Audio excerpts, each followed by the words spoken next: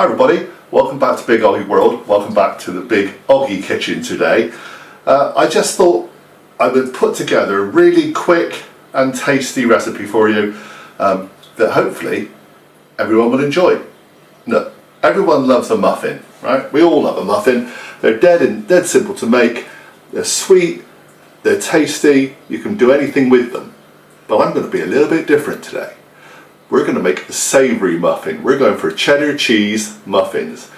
Now when I was in school a long time ago, one of the first things we ever learnt when I was in home economics class, remember that? Well, first of all it was a Danish open sandwich. Next week was cheese scones.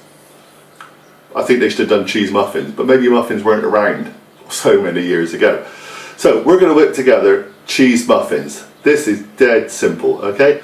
So simple, a child could do it. In fact, if it's half term or if it's Easter or any other holidays at the moment, do this with your kids. Yeah, why not? Just, you know, you maybe grate your cheese, otherwise you could probably do what I did when I was in school and grate half the fingers off. But apart from that, you're pretty much done. Okay, so cheese muffins, cheddar cheese muffins. We're using a mature cheddar today. I'm using David's Stone because it happens to be in Cornwall. But any mature cheddar will do. Alright? Pretty much cheddar is the best thing to use. If you're in America, maybe Monterey Jack, something like that, if you can't get cheddar. Okay? So, first of all, you'll see all the ingredients down below. We will be using some yeast extract. Last time I checked it was called Marmite in most places. And we'll be using some butter. But it's not in the actual recipe, it's at the end. Okay? For a bit of coating. So I'll put these to one side. You have to get yourself a muffin tin. These are the deeper kind of tins you can get. Now I have, as you can see, put in some muffin cases. We've got stacks of muffin cases in this house. There we go. Okay. So I thought being cheese ones we'd use yellow. Now, if you don't have muffin cases, you can still do this, but you need to grease your tin. So grease the tin with a little bit of butter in each of the holes. And put a little dusting of flour in each hole as well. But we'll just be using those. Not sure how many we're going to get out of this recipe. 8 probably, maybe 12 depending on what size. So we're going to put that to one side.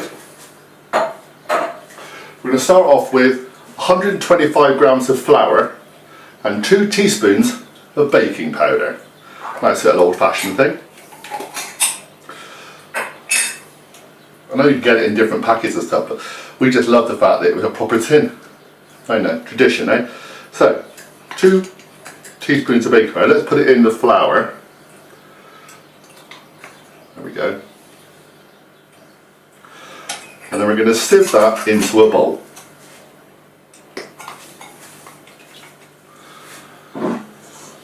So, pop that in there.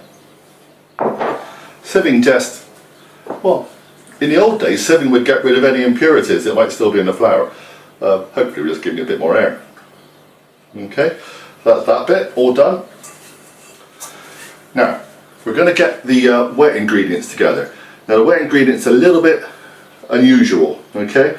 So we need some nice neutral oil. We're using a vegetable oil or a sunflower oil. Anything that doesn't really have a strong taste. Because this is muffins. Muffins do this. You know, it's not a butter thing, it's an oil thing.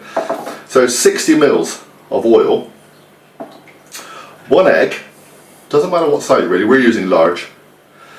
And then we're going to crack the egg into this, and then we're going to top up an amount of milk to a particular level. Let me just pop this egg in, and we'll come back. Okay, so I broke my egg.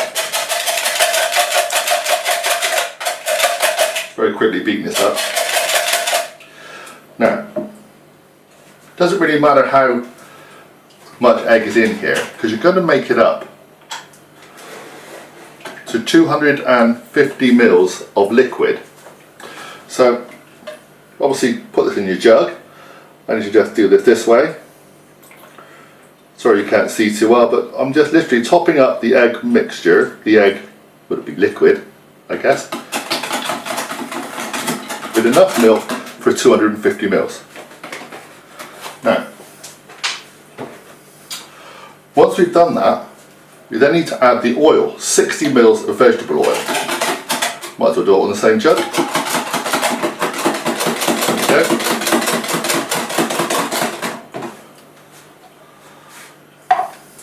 Got a little bit of spare cheese left. It's for me. Part of my lunch for later.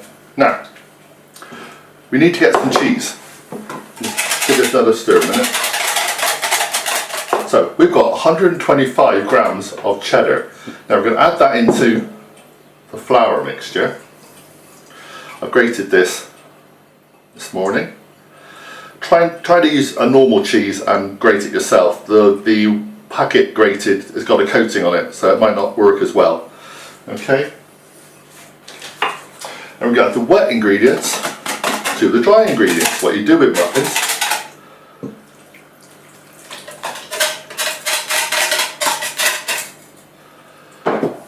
And we're going to mix this all together. And honestly, that's it. So we'll give it a good mix. We'll bring the tray over. Now it doesn't matter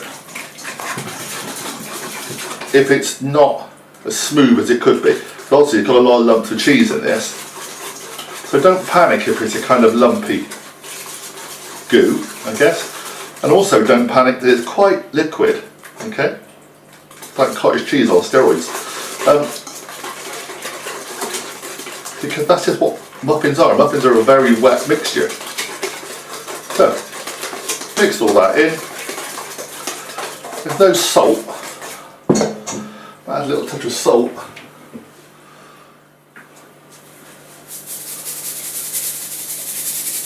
That's got a little bit of seasoning.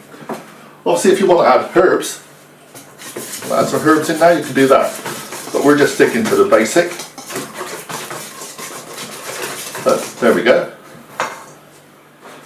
Now, a good way of doing this actually, I would say, would be to put it into a jug. Because it's so liquid, pour it into your muffin cases.